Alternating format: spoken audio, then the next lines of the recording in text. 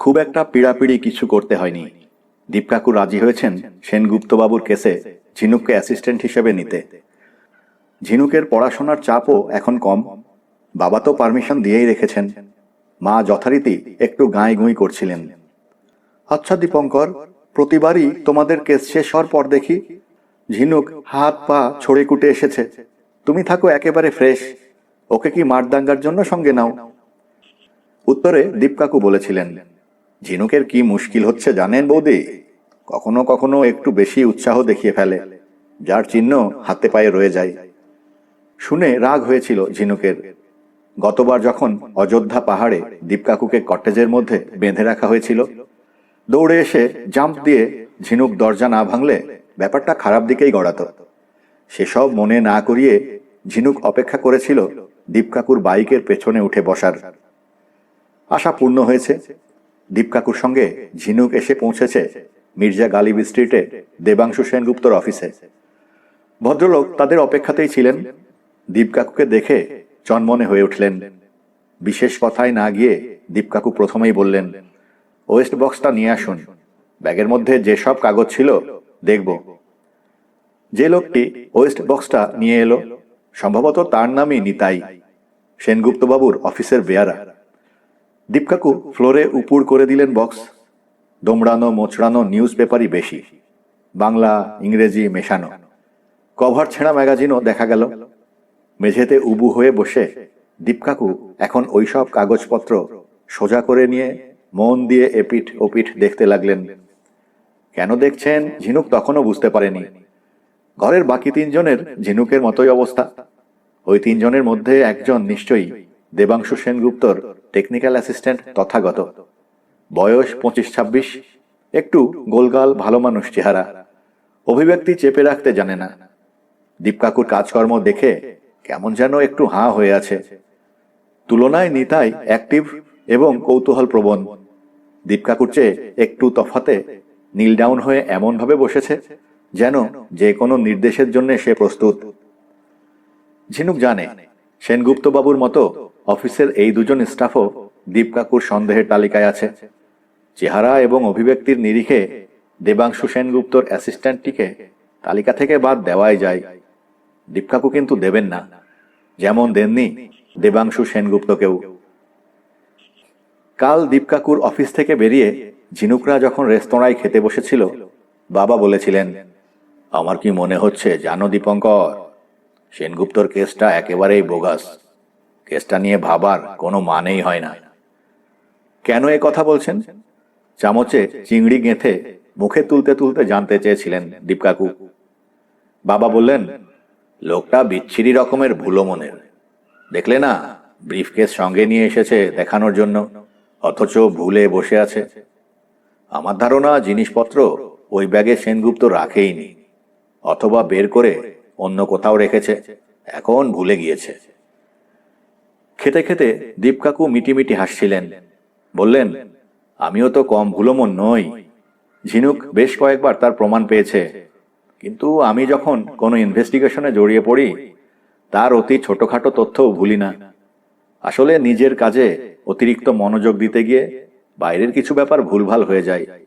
ঠিক তেমনি spare parts, diagram Sengupta ব্যাগেই রেখেছিলেন। জিনিসগুলো হারিয়ে যেতে ব্যাগটা তার কাছে মূল্যহীন হয়ে গিয়েছিল। হারিয়ে যাওয়া মূল্যবান জিনিসগুলো খুঁজে পেতে দীপকাকু কাজ শুরু করে দিয়েছেন সিরিয়াসলি। এখন যা যা দেখছেন কিছুই ভুলছেন না। অথচ সেনগুপ্তর সঙ্গে অ্যাপয়েন্টমেন্ট ভুলে ঝিনুকদের সঙ্গে খেতে চলে যাচ্ছিলেন। ক্লায়েন্ট এবং ডিটেকটিভের চরিত্রে বেশ মিল আছে। কাগজগুলো দেখা হলো দীপকাকুর। নিতাইকে বললেন, এগুলো একটা প্যাকেটের মধ্যে রেখে দাও, পরে আমার কাজে লাগতে পারে। দীপকাকু উঠে দাঁড়াতেই সেনগুপ্তর অ্যাসিস্ট্যান্ট চেয়ারে গিয়ে দিলেন। বসলেন দীপকাকু। অ্যাসিস্ট্যান্টকে দেখিয়ে সেনগুপ্তবাবুকে প্রশ্ন করলেন, এর পরিচয়? তথাগত বসু, যার কথা আপনাকে বলেছিলাম, আমার টেকনিক্যাল অ্যাসিস্ট্যান্ট। দেবাংশুবাবুর বলা শেষ হতেই তথাগত অতি বিনয়ে দীপকাকুর উদ্দেশ্যে হাত জোড় করলেন। দীপকাকু আধো প্রতি নমস্কার জানিয়ে দেবাংশুবাবুকে জিজ্ঞেস করলেন, ব্যাগটা অফিসে এনে প্রথমে কোথায় রেখেছিলেন?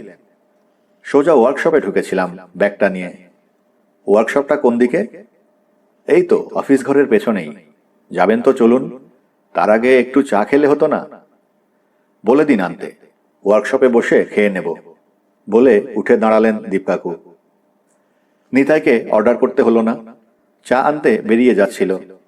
ঝিনুক ইশারায় জানালো সে চা খায় না। তারপর অনুসরণ করলো দীপ কাকুদের। ওয়ার্কশপটা বেশ বড়, তুলনায় অফিস খুবই ছোট। দুটো রুমেই এসি আছে। ওয়ার্কশপ ভর্তি ইলেকট্রনিক যন্ত্রপাতি। এর মধ্যে কম্পিউটারের মনিটরটাই ঝিনুকের চেনা। ঘরটা দেখে ঝিনুকের মনে হচ্ছে এখানে অনায়াসে রোবট তৈরি করা যায়। একটা বড় সড়ো টেবিলের কাছে এসে দাঁড়ালেন দেবাংশুবাবু। বললেন, অফিসে ঢুকে ব্যাগটা এখানে নিয়ে এসে রেখেছিলাম। তখনই খুলে দেখেছিলেন কি? জানতে চাইলেন দীপ কাকু। না, প্রায় ঘন্টা দুয়েক পর। ব্যাগ এখানে রেখে অফিসের টেবিলে যাই, 4টে মেল করি, আর কিছু পেপার ওয়ার্ক। হাত ফাঁকা করে ব্যাগটা খুলতে আসি। ইন দ্য মিন টাইম এই ঘরে কে কে ঢুকেছিল? দীপ কাকুর পরের প্রশ্ন। দেবাংশু সেনগুপ্ত বললেন, ঢুকলে আমার 2 স্টাফই ঢুকবে। দরজা খোলাই ছিল, ওদের মানাও করিনি ঘরে যেতে। ওয়ার্কশপে ঢোকার কি একটাই এন্ট্রান্স? হ্যাঁ, বাকি 3টে দেওয়াল সিল্ড। দেওয়ালের ওপারে অন্য অফিস আছে। সেনগুপ্ত বাবুর বলা শেষ হতে দীপ কাকু এগিয়ে গেলেন দেওয়ালের দিকে। চোখ বুলিয়ে হাঁটতে লাগলেন। যে দেওয়ালে স্প্লিট এসি লাগানো, সেখানে খানিকক্ষণ দাঁড়িয়ে ফের শুরু করলেন হাঁটা। ট্রেতে 2 কাপ চা আর কোল্ড ড্রিঙ্ক নিয়ে ঢুকলো নিতাই। ঠান্ডাটা নিশ্চয়ই ঝিনুকের জন্য। দীপ কাকু চায়ের কাপ তুলে নিয়ে সেনগুপ্ত বাবুকে বললেন, আপনি একটু বাইরে থাকুন, আপনার এই স্টাফটিকে আমি কটা কথা জিজ্ঞেস করব। ওয়েল, বলে নিজের চায়ের কাপ নিয়ে দরজার দিকে হেঁটে গেলেন দেবাংশু সেনগুপ্ত। ঝিনুক কোল্ড ড্রিঙ্ক তুলে নিল। নিতাই ট্রেটা টেবিলে রেখে মাথা নিচু করে হাতে হাত জড়িয়ে এমন ভঙ্গিতে দীপ কাকুর সামনে দাঁড়ালো যেন এর আগে বহুবার পুলিশ বা গোয়েন্দার জেরার উত্তর দিয়েছে। দীপ কাকু চেয়ার টেনে নিয়ে বসেছেন। চায়ে চুমুক দিতে দিতে নিতাইকে তার প্রথম প্রশ্ন, আমরা কেন এসেছি তুমি জানো তো? নিতাই ঘাড় কাত করল, অর্থাৎ জানে। দীপ কাকু জিজ্ঞেস করলেন, যখন জানা গেল ব্যাগ থেকে সবকিছু চুরি হয়ে গিয়েছে, তুমি তখন কোথায় ছিলে? অফিসেই ছিলাম স্যার, একটা পার্সেল প্যাক করছিলাম। হঠাৎ শুনি ওয়ার্কশপ থেকে দাদাবাবুর গলা, নিতাই বলে ডেকে উঠলেন। ঠিক ডাক নয়, হাউতাসের মতন। দৌড়ে গেলাম ওয়ার্কশপে, দেখি সুটকেস খোলা, এক গাদা কাগজ। দাদাবাবু মাথায় হাত দিয়ে বসে আছেন। সুটকেসে কি ছিল তুমি জানতে? না, নতুন ব্যাগ নিয়ে অফিসে ঢুকেছেন দেখেছিলাম, একবার জিজ্ঞাসা করেছিলাম, বাইরে থেকে কিনলেন। তার মানে তুমি জানতে দাদাবাবু সিঙ্গাপুরে গিয়েছেন? কেন জানবো না, আমি ট্রাভেল এজেন্সি থেকে টিকিট এনে দিই প্রতিবার। এবার কোন কাজে গিয়েছিলেন সে ব্যাপারে তোমার ধারণা আছে? না, যন্ত্রপাতি কিনতে যান এইটুকু জানি, এর বেশি আমার জানার দরকারও নেই, ইচ্ছেও নেই। দীপ কাকুর চা শেষ হলো। টেবিলে কাপ নামিয়ে জিজ্ঞেস করলেন, তুমি যখন এসে দেখলে দাদাবাবু মাথায় হাত দিয়ে বসে আছেন, তথাগত কোথায় ছিল? তথাগত দা সিগারেট খেতে বাইরে গিয়েছিল। আমি ঢোকার একটু পরে উনি ঢুকলো ওয়ার্কশপে। তথাগতর সঙ্গে দাদাবাবুর সম্পর্ক কেমন? ভালো। তথাগত দা দাদাবাবুকে গুরু মানে, কখনো মুখে মুখে কথা বলে না। তুমি বলো। বলি, যখন দেখি দাদাবাবু আমাকে কোনো কাজের কথা বলতে ভুলে গিয়েছেন, অথচ বলছেন আমি বলেছি, তখনই খটাখটি লাগে। দীপ কাকুর ঠোঁটে হাসি ফুটে উঠল। বললেন, এবার তোমাকে একটা অন্য প্রশ্ন করি। কলকাতায় সবচেয়ে ভালো চাবি কোথায় তৈরি করে বলতে পারো? এই প্রথম একটু চমকালো নিতাই। বলল, কেন স্যার, আপনি কি ভাবছেন আমি সুটকেসের ডুপ্লিকেট চাবি? কথা কেটে দীপ কাকু বললেন, তুমি সুটকেসটা ওই দিনই প্রথম দেখেছ, চাবি হাতে পাওয়া তো দূরের কথা। আমি একটা দরকারে জানতে চাইছি, কোথায় ভালো চাবি তৈরি করা যায় জানো? তোমরা তো লোহা লক্করের মার্কেটে ঘোরাঘুরি করো। একটু যেন নিশ্চিন্ত হলো নিতাই। বলল, চাঁদনি মার্কেটে কিছু ছোটখাটো দোকান আছে, শুনেছি ভালোই কাজ করে। আমি কখনো করাইনি। ঠিক আছে, এবার তুমি যেতে পারো। তথাগতকে পাঠিয়ে দাও। দীপকাকুর নির্দেশ শুনে ঘাড় হেলালো নিতাই। আচরণে আগের সেই এনার্জি নেই, একটু যেন ঝিমিয়ে পড়ে হেঁটে যাচ্ছে দরজার দিকে। ঝিনুক জিন্সের পকেট থেকে ছোট নোটবুকটা বের করে ইনভেস্টিগেশনের পয়েন্টগুলো লিখতে থাকলো। দীপকাকুর সঙ্গে কাজ করতে গেলে এটা তার অবশ্য কর্তব্য হয়ে দাঁড়িয়েছে। কখন হঠাৎ জিজ্ঞেস করে বসবেন, এতক্ষণ যা যা দেখলে তাতে তোমার কি মনে হচ্ছে বলো? প্রশ্নটা দুদিন পরেও আসতে পারে। ঝিনুককে সব সময় প্রস্তুত থাকতে হয়। ঘরে ঢুকলেন তথাগত। থতমত ভাবটা এখনো ওর কাটেনি। হেঁটে আসছেন খুব ধীর পায়ে, যেন বাঘের খাঁচায় ঢুকছেন। দীপকাকুর চেহারায় কিন্তু বাঘের কোনো ছায়াই নেই, তবে যখন কাজের মধ্যে থাকেন ব্যক্তিত্বটা বদলে যায়। তথাগত সামনে দাঁড়াতে দীপকাকু প্রশ্ন করলেন, কতদিন কাজ করছেন এখানে? 3 বছরের একটু বেশি। অন্য কোথাও চাকরির চেষ্টা করছেন না? আমাকে নির্ভয়ে বলতে পারেন, দেবাংশুবাবুকে বলবো না। না স্যার, ট্রাই করিনি। দাদার কাছে ভালোই আছি, অনেক কিছু শিখছি। এভাবে কেউ শেখাবে না। ভবিষ্যতে কি পরিকল্পনা আছে? দাদার মতো একটা কোম্পানি খোলার? এখনো সেরকম কিছু ঠিক করিনি। দাদা কি কারণে সিঙ্গাপুর গিয়েছিলেন আপনি জানেন? জানি, কাজের ব্যাপারে দাদা সব কথাই বলেন আমাকে।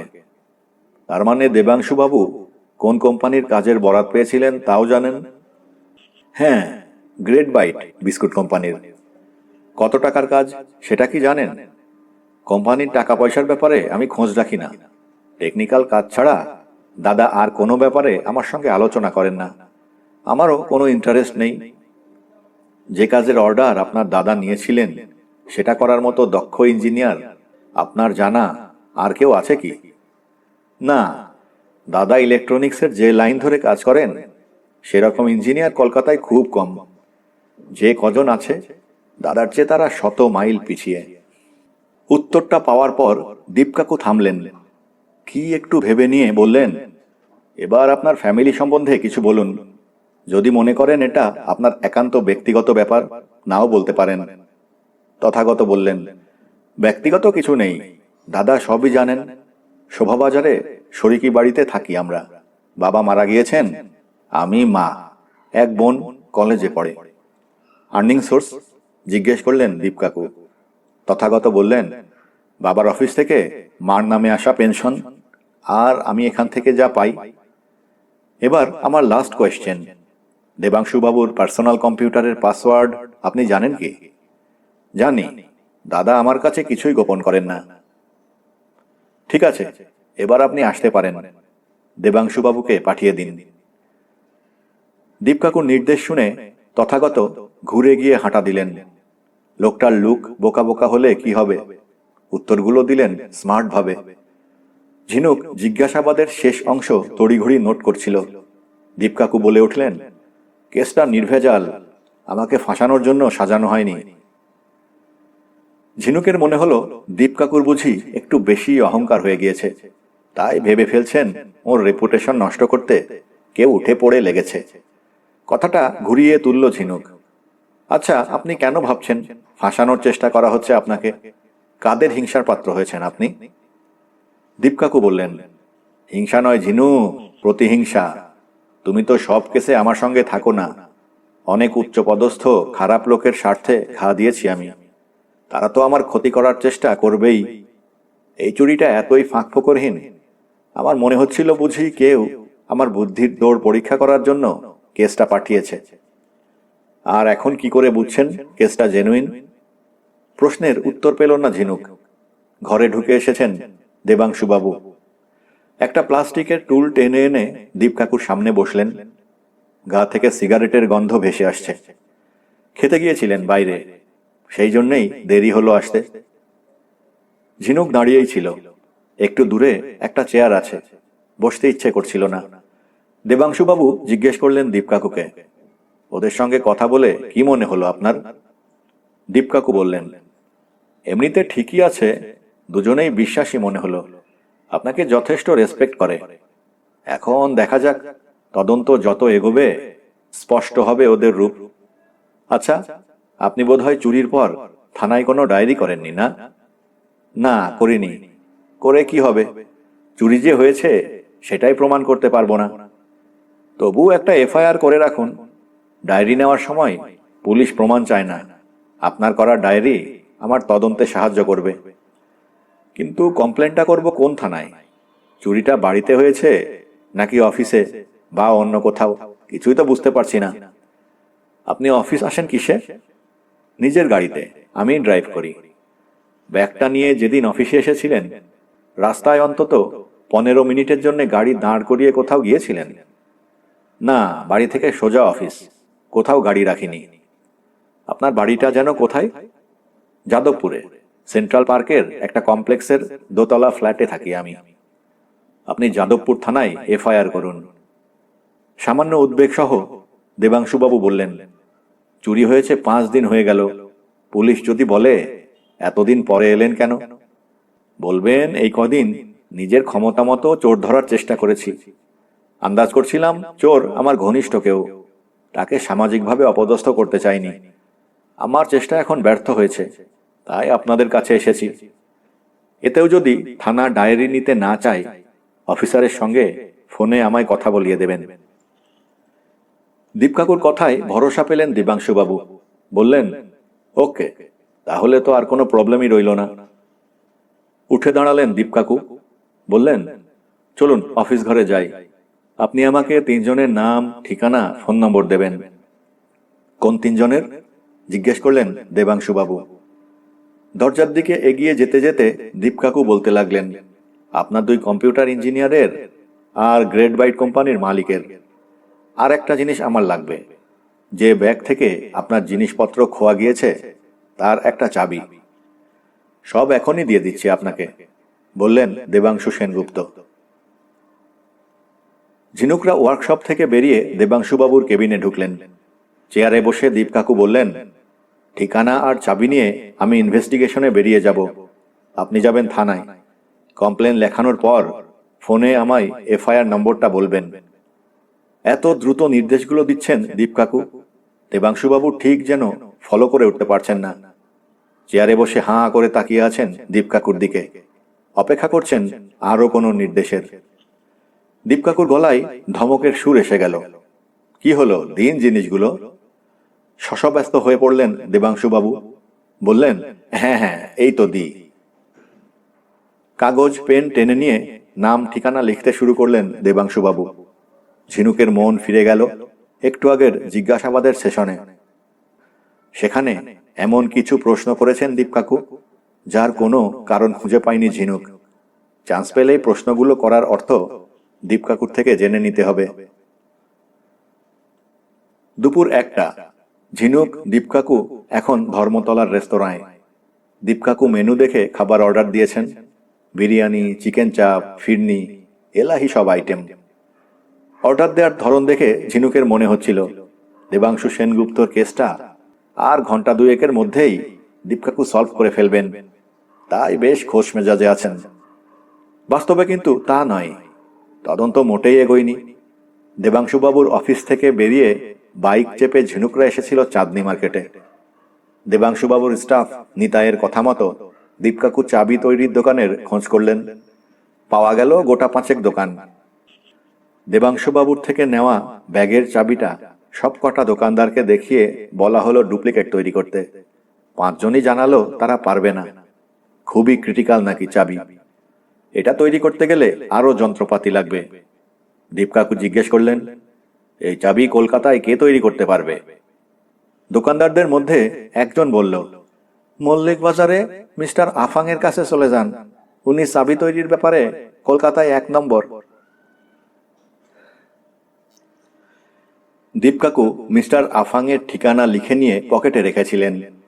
ঝিনুক ভেবেছিল এবার বুঝি মল্লিক বাজারে যাওয়া হবে। বদলে দীপকাকু বললেন, চলো লাঞ্চটা সেরে নি কোনো রেস্তোরাঁয়। খেতে আসার পথে ঝিনুক একটা কৌতূহল মিটিয়ে নিল। আফাং নামটা অদ্ভুত, কোথাকার লোক বলুন তো? চায়নার, বলেছিলেন দীপকাকু। ঝিনুক বিস্মিত হয়ে বলেছিল, চীনের লোক?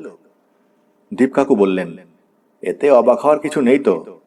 আজ থেকে 25-30 বছর আগে কলকাতায় ভালো টেকনিশিয়ান পেতে গেলে চাইনিজদের কাছেই যেতে হতো। যেমন চাইনিজ ডেন্টিস্টরা ছিলেন। ধীরে ধীরে টেকনোলজির কদর বুঝল বাঙালি, তাই এখন চারপাশে এত মেশিন সারানোর লোক। আগের সেই চাইনিজ টেকনিশিয়ানরা তাহলে গেলেন কোথায়, জানতে চেয়েছিল ঝিনুক।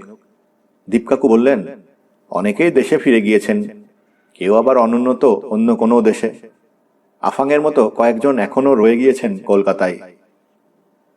একটা কৌতূহল তখনকার মতো মিটলেও ঝিনুকের মাথায় রয়ে গিয়েছে বেশ কিছু প্রশ্ন। বেয়ারা জল দিয়ে গিয়েছে, খাবার আসতে একটু দেরি হবে, এখন প্রশ্নগুলো করা যায়। দীপকাকু শূন্যে চোখ রেখে কি যেন ভাবছেন, শরীরটা কাঁপছে। টেবিলের তলায় পা দোলাচ্ছেন নিশ্চয়ই। ঝিনুক বলে উঠল, আমার কয়েকটা জিনিস জানার আছে। বলে ফেলো, টেবিলের ওপার থেকে বললেন দীপকাকু। ঝিনুক বলল, ব্যাগের মধ্যে থাকা কাগজগুলোকে এত গুরুত্ব দিচ্ছেন কেন? কি দেখছিলেন খুঁটিয়ে খুঁটিয়ে? দেখছিলাম কাগজগুলো কোথাকার, এতে মোটামুটি একটা আন্দাজ পাওয়া যাবে কোথায় কবে নাগাদ ওগুলো ঢোকানো হয়েছে ব্যাগে। কি বুঝলেন কাগজগুলো দেখে? বড় একটা শ্বাস ছেড়ে দীপকাকু বললেন, হ্যাঁ, খুবই বিভ্রান্তিকর।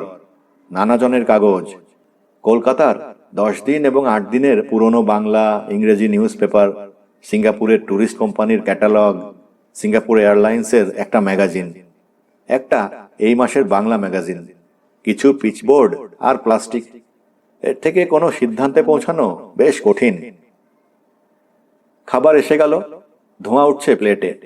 ঝিনুক এখন ওদিকে মন দেবে না। সে পরের প্রশ্নে গেল, কলকাতায় চাবি কোথায় ভালো তৈরি করে আপনি নিশ্চয়ই জানেন। তাও কেন নিতাইকে প্রশ্নটা করলেন? ওর রিয়াকশনটা দেখার জন্য। সম্প্রতি ও যদি ব্যাগটার আসল চাবি থেকে নকল করিয়ে থাকে, এক্সপ্রেশনে ফুটে উঠত অপরাধের ছায়া। উঠেছে কি জানতে চাইল ঝিনুক। হতাশ স্বরে দীপকাকু বললেন, না, হয়তো ভালো অভিনেতা। ঝিনুক জিজ্ঞেস করল, আপনি কি শিওর চাবি নকল করে ব্যাগটা খোলা হয়েছে? আসল চাবি দিয়েও তো খোলা হতে পারে। দীপকাকু খাওয়া শুরু করলেন। মুখ এখন ব্যস্ত, তাই শুধু ঘাড় নাড়লেন। মানেটা বুঝতে পারল ঝিনুক, দুটো ঘটনাই সম্ভব। ঝিনুক খাওয়া শুরু করল। মুখ ফাঁকা হতে দীপকাকু বললেন, চাঁদনি মার্কেটে চাবি তৈরির দোকান আছে, আমি জানতাম। আফাংয়ের নামটা আমার উপরি পাওনা। খাওয়ার ফাঁকে ঝিনুক প্রশ্ন করল, তথাগত বাবুকে কেন জিজ্ঞেস করলেন দেবাংশু বাবুর পার্সোনাল কম্পিউটারের পাসওয়ার্ড জানেন কি না? দেখছিলাম লোকটা মালিকের কতটা ঘনিষ্ঠ। পাসওয়ার্ড জানে যখন, খুবই কাছের লোক। অথচ একটা ব্যাপার গোপন করে গেল। কোন ব্যাপারটা? মেশিন আপগ্রেডেশনের জন্য কত টাকার এগ্রিমেন্ট হয়েছে তথাগত জানে, বলল না। কিভাবে জানল? এরকম বড় অ্যামাউন্টের এগ্রিমেন্ট পেপার দেবাংশুবাবু অবশ্যই নিজের কম্পিউটারে কপি করে সেভ করে রেখেছেন। স্বাভাবিক কৌতূহলে তথাগত সেটা দেখেছে, পাসওয়ার্ড সে জানে। অথচ বলছে কত টাকার অর্ডার জানে না। এই পয়েন্টটা কেন এড়িয়ে যেতে চাইছে দেখতে হবে। ঝিনুকও খেতে খেতে ভাবতে লাগলো, কেন তথাগত বাবু টাকার অ্যামাউন্টটা জানেন না বললেন? নিজেকে সন্দেহের ঊর্ধ্বে রাখার জন্য? তাহলে উনি? না, এত তাড়াতাড়ি সিদ্ধান্ত নেওয়া যাবে না। দীপকাকু বলেন, তদন্ত করতে গিয়ে কেসে জড়িত সকলকে সন্দেহ করা যেমন উচিত, তেমনি অপরাধী শনাক্ত করার আগে তার বিরুদ্ধে যথেষ্ট সাক্ষ্য প্রমাণও হাতে রাখা দরকার।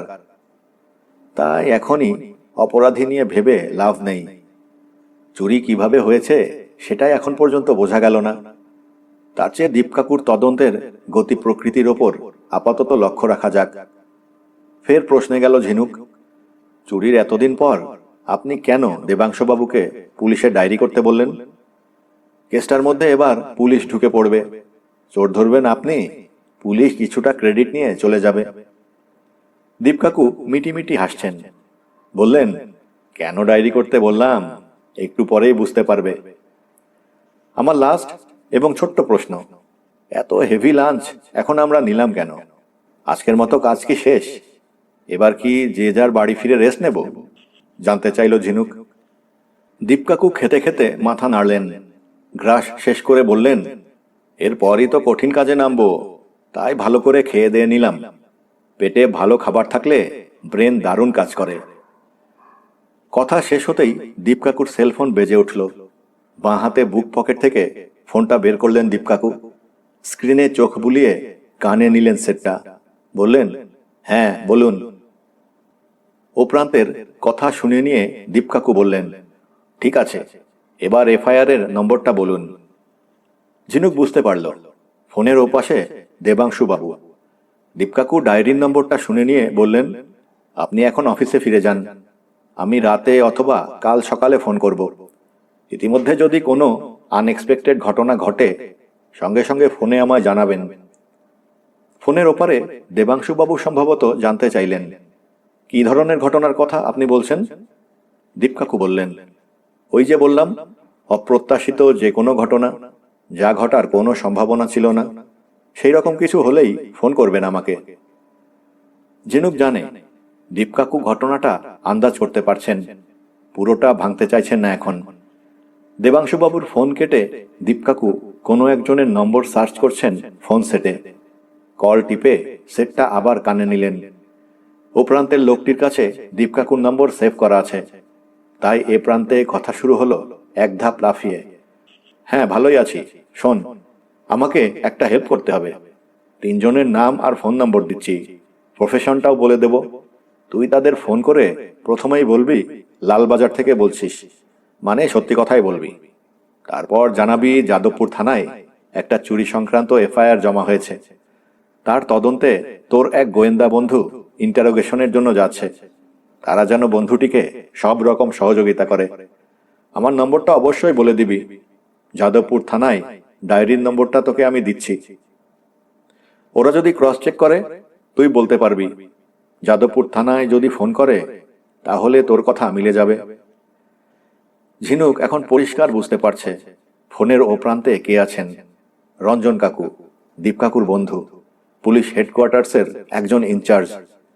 দীপকাকুকে বহু কেসে উনি সাহায্য করেছেন। ঝিনুকের সঙ্গে আলাপ আছে। দীপকাকু ফোনে তিনজনের নাম এবং বাকি ইনফরমেশন দিয়ে বললেন, বুঝতেই তো পারছিস, লালবাজার থেকে ফোন গেলে ওরা একটু ঘাবড়াবে, নয়তো আমার মতো প্রাইভেট ইনভেস্টিগেটরকে ওরা পাত্তা নাই দিতে পারে। এরপর ফোনালাপ শেষ হলো। হ্যাঁ হুঁ, দেখা হলে সব বলবো, এসব বলে ফোন অফ করে সেট পকেটে রাখলেন দীপকাকু। দুজনেরই খাওয়া প্রায় শেষ পর্যায়ে। বাকিটুকু সদ্গতি করতে করতে দীপকাকু বললেন, চলো গ্রেট বাইট কোম্পানির মালিক বসন্ত আগরওয়ালের সঙ্গে একটু বাতচিত করা যাক। গ্রেট বাইট বিস্কুট কোম্পানির অফিস তারাতলার এক প্রান্তে। এলাকাটা বেশ ফাঁকা ফাঁকা। অফিস এবং কারখানা নিশ্চয়ই একসঙ্গে, কারণ পাকা দোতলা বিল্ডিং এর পেছনেই করোগেটেড শেড দেখা যাচ্ছিল। ঝিনুকরা 5 মিনিট হলো অফিসের রিসেপশনে এসেছে। মালিকের সঙ্গে দেখা করার ইচ্ছে জানিয়ে দীপকাকু নিজের কার্ড দিয়েছেন রিসেপশনিস্ট মহিলাকে। ভদ্রমহিলা ঝিনুকদের ভিজিটার্স সোফায় বসতে বলে কার্ড পাঠিয়েছেন ভেতরে। ঝিনুকরা বসে আছে মালিকের ডাকের অপেক্ষায়। অফিসটা খুব ঝকঝকে তকতকে, মডার্ন ফার্নিশ করা। কাঁচের দরজা ঠেলে ভেতরে ঢুকে দীপকাকু চাপা গলায় বাহ বলার পর বলেছিলেন, মালিক বেশ পরিপাটি স্বভাবের মনে হচ্ছে। অফিস দেখে মালিকের স্বভাব হয়তো আন্দাজ করা যায়, কিন্তু পরিপাটি বলতে ঠিক কি বোঝাতে চাইলেন দীপকাকু ঝিনুক ধরতে পারেনি। ঘন ঘন প্রশ্ন করলে দীপকাকু বিরক্ত হন, তাই জিজ্ঞেসও করা যাচ্ছে না। এখানে পৌঁছানোর আগে দীপকাকু বেহালার একটা পেট্রোল পাম্পে বাইকের জন্য তেল ভরতে ঢুকেছিলেন। তখনও একটা ধোঁয়াশা মার্কা কথা বললেন, সেটারও মর্মার্থে যেতে পারেনি ঝিনুক। তেল ভরে দেওয়ার পর পাম্পের ছেলেটিকে কড় করে 500 টাকার নোট দিলেন। ছেলেটি যখন এগিয়ে গেল ক্যাশ কাউন্টারে, দীপকাকু ঝিনুককে জিজ্ঞেস করলেন, নোটটা কার দেওয়া বলতো? ঝিনুক ঠোঁট উল্টেছিল, অর্থাৎ কে জানে। সত্যিই তো, সে জানবে কি করে? দীপকাকু বলেছিলেন, সেই আতঙ্কগ্রস্ত মহিলার, যিনি সব সময় ভাবেন কেউ তাকে মারার চেষ্টা করছে। তোমাদের সামনেই তো উনি এক গাদা টাকা দিয়ে গেলেন, ভদ্রমহিলার খবর নেওয়া হলো না। নিশ্চয়ই ভালো আছেন। কোনো দরকার থাকলে ফোন করতেন। ওর টাকা খরচ হচ্ছে দেবাংশুবাবুর কেসে। দেবাংশু সেনগুপ্তর দেওয়া অ্যাডভান্সের চেক এখনো ব্যাংকে ফেলিনি। কেন বলো তো? কোয়েশ্চেনটা এতই আনকমন, ঝিনুক ভাবার বিন্দুমাত্র চেষ্টা না করে বলল, কেন? দীপকাকু বলতে থাকলেন, অ্যাডভান্স হিসেবে যত টাকার চেক দেবাংশুবাবু আমাকে দিয়েছেন, টোটাল কেসের চার্জ অত হবে না। তখন অ্যাডভান্সের চেকটা ফেরত দিয়ে এর চেয়ে কম অ্যামাউন্টের চেক অথবা ক্যাশ দিতে বলতে হবে। কেসটা তার মানে খুব তাড়াতাড়ি সলভ হয়ে যাবে বলছেন? খানিকটা নিরাশ কণ্ঠে জানতে চেয়েছিল ঝিনুক। এতদিন পর দীপকাকুকে অ্যাসিস্ট করার সুযোগ সে পেয়েছে। কেসটা চট করে ফুরিয়ে গেলে ভালো লাগে। বাইকে বসে দীপকাকু গুছিয়ে বলতে শুরু করলেন, এই কেসটার দুটো পার্ট। একটা হচ্ছে চোরাই জিনিস উদ্ধার করা, 2 চোরকে ধরা। ক্লায়েন্ট অর্থাৎ দেবাংশুবাবুর চোরের ব্যাপারে কোনো ইন্টারেস্ট নেই। জিনিসগুলো ফেরত পেলেই তাঁর চলবে। আমি শিওর ওইসব ইলেকট্রনিক পার্টস নির্দিষ্ট একটা গণ্ডির ভেতরে হাত ফেরতা হচ্ছে, মানে অটোমেটেড বিস্কুট ম্যানুফ্যাকচারিং মেশিনের মালিক আর ইঞ্জিনিয়ারদের মধ্যে। এই চোরাই জিনিসটা যদি সোনা, হিরে অথবা অন্য কোনো মহার্ঘ বস্তু হতো, এতক্ষণে বহু হাত ঘুরে চলে যেত নাগালের বাইরে। তাই দেবাংশুবাবুর জিনিসগুলো পেতে আমাদের দেরি হবে না। চুরির পদ্ধতি এবং চোরকে ধরতে হবে আমার নিজের আগ্রহে। এই কাজে সময় লাগতে পারে। সেই সময় এবং শ্রমের ফিজ দিতে চাইবেন না দেবাংশুবাবু। জিনিস ফেরত পেলেই ভুলে যাবেন আমাদের। এদিকে আমি আবার এই আশ্চর্য চুরির সমাধান না করে থাকতে পারবো না। কথাগুলো ধাঁধার মতো লাগছিল ঝিনুকের। এতদিন জানতো চোরাই জিনিস আর চোরের অবস্থান খুব কাছাকাছি। একটার সন্ধান পেলে অন্যটা নিজ থেকেই চলে আসে, অনেকটা কান টানলে মাথা আসার মতো।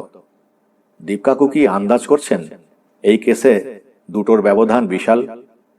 চোরাই জিনিসগুলো পাওয়ার ব্যাপারে দীপকাকু এতটাই কনফিডেন্ট যেন গন্ধ পাচ্ছেন ইলেকট্রনিক পার্টস আর ডায়াগ্রামের। Mister Dipankar Bagchi, please go inside. মহিলা রিসেপশনিস্টের ডাকে ভাবনা থেকে ফিরল ঝিনুক। সোফা ছেড়ে উঠে দাঁড়ালো। দীপকাকু কিন্তু উঠলেন না। ঘরের কর্নারে রাখা পিতলের টব আর গাছের দিকে এক দৃষ্টে তাকিয়ে কি যেন ভেবে যাচ্ছিলেন। ঝিনুক বলল, কি হলো, ডাকছে আমাদের, চলুন। ও ডেকেছে বুঝি বলে শশব্যস্ত হয়ে সোফা থেকে উঠে এলেন দীপকাকু। চোখে মুখে অন্যমনস্কতার ঘোর। চেহারাটা একেবারেই অফিসের সঙ্গে মানাচ্ছে না। এরকম আপাদমস্তক গোবেচারা টাইপের দেখতে গোয়েন্দাকে এত বড় কোম্পানির মালিক সমীহ করলে হয়?